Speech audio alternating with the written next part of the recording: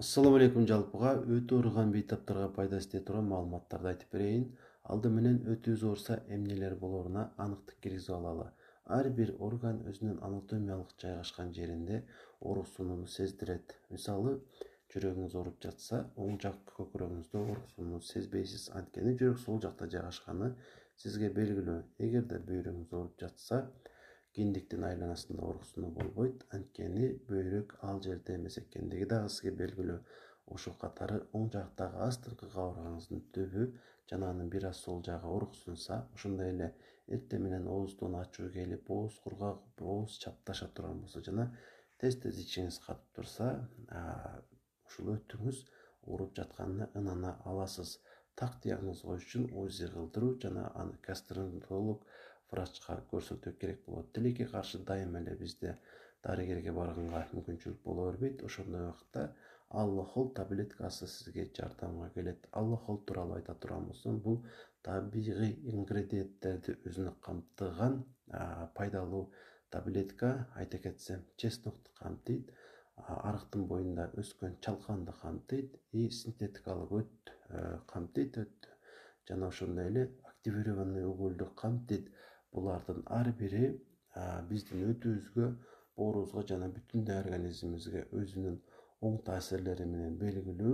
Андыктан тартынбай, коркпой ушул дарыны колдонсоңуз болот. Бирок ошондой болсо дагы кээ бир адамдарга ичүүгө такыр сунушталбайт. Алар кимдер? Ашказанында же 12 ичегисинде жарасы барлар, жана дагы өтүндө ташы барлар, ошондой эле гепатиттен жабыркап жүргөндөр.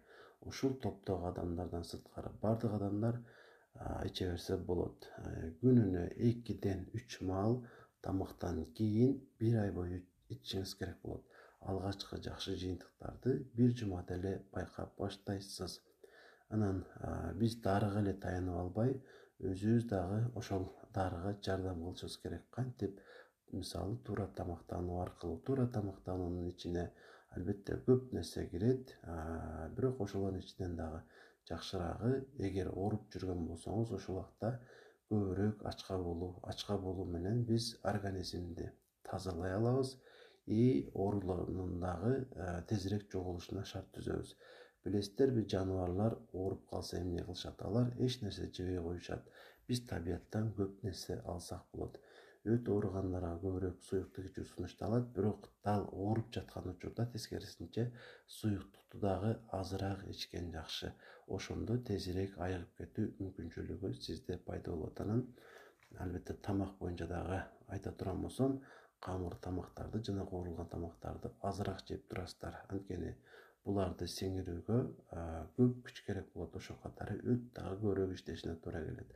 Андыктан алардан бир аз чектелсек, сөзсүз түрдө тезирээк айыгууга мүмкүнчүлүк пайда болот. 1 ай бою ушул аракеттерге барып көрөсүздөр, майнап чыкпаса, сөзсүз түрдө гастроэнтерологко баруу керек болот. Айыгып кетсеңиз, албетте жакшы. 1,5 жылдан кийин кайра дагы бир курс, тагыраагы 1 ай ушул дарыны кайталап ичип койсоңуз жакшы болот.